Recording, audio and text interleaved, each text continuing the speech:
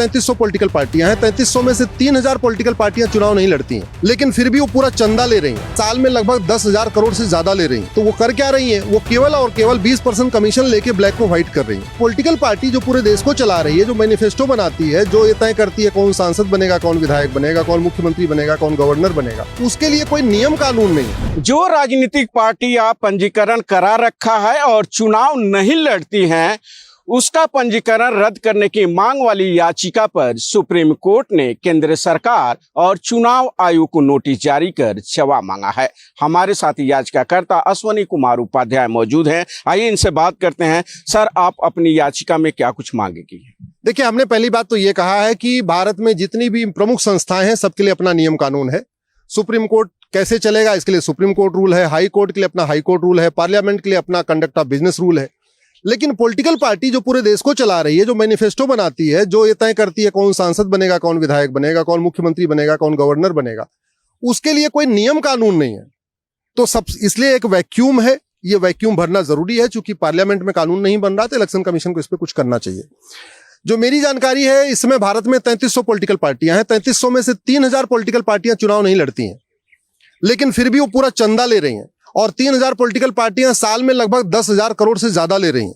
तो वो कर क्या रही हैं? वो केवल और केवल 20% कमीशन लेके ब्लैक को व्हाइट कर रही हैं। ये पूरा खेल चल रहा है। अभी कुछ दिन पहले राजस्थान में एक पॉलिटिकल पार्टी पकड़ी गई है।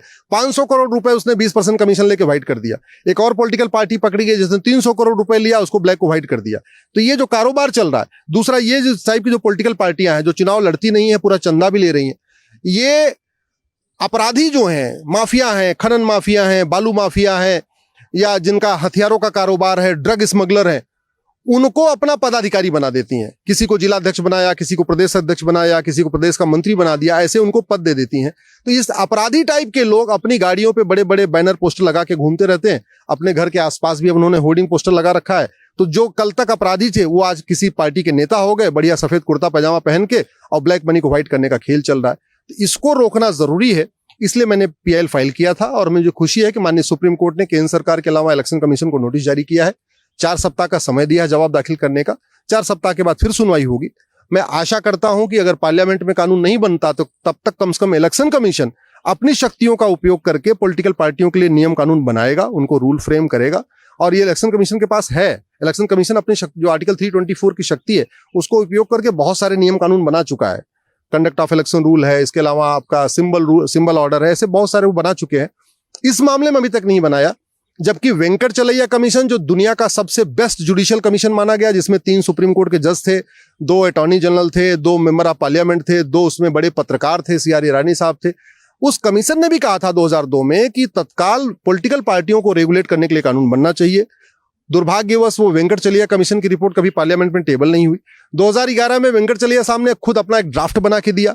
उस ड्राफ्ट के भी ऊपर चर्चा नहीं, जबकि वेंकटचलैया साहब बहुत ही एमिनेंट जज रहे हैं, भारत के चीफ जस्टिस ऑफ इंडिया रह चुके हैं। लेकिन उन रिपोर्टों पे नहीं हुआ, इसलिए मजबूरी बस मुझे आज सुप्रीम कोर्ट आना पड़ा। और मैं आशा करता हूं कि जो इस तरीके की घोस्ट पॉलिटिकल पार्टियां बनी हैं, शेल पॉलिटिकल पार्टियां बनी हैं, जिनका केवल और केवल काम ब्लैक मनी को व्हाइट करना है, अपराधियों से पैसा लेकर उनको पदाधिकारी बनाना है, उस पर रोक लगेगी। सर, सुप्रीम कोर्ट ने भी कहा है कि केंद्र सरकार और चुनाव आयोग के अलावा राजनीतिक पार्टियों को भी इसमें पक्षकार बनाया जाना चाहिए। क्या आप बनाएंगे? देखिए, 3300 पॉलिटिकल पार्टियों को पक्षकार बना देंगे तो यहाँ अच्छा खासा मेला लग जाएगा। इसलिए मैंने ये सोचा हुआ है कि 6 पॉलिटिकल पार्टियां, जो राष्ट्रीय पॉलिटिकल पार्टियां हैं, जिनको राष्ट्रीय पार्टी का दर्जा मिला हुआ है, उनको मैं इसमें पार्टी बना दूंगा। तो अब देखना होगा जब सुप्रीम कोर्ट के नोटिस का केंद्र सरकार और चुनाव आयोग जवाब देगा, और जब अगली सुनवाई होगी उसके बाद कोर्ट का क्या आदेश आता है। भारत एक्सप्रेस के लिए कैमरा पर्सन पवन शर्मा के साथ गोपाल कृष्ण।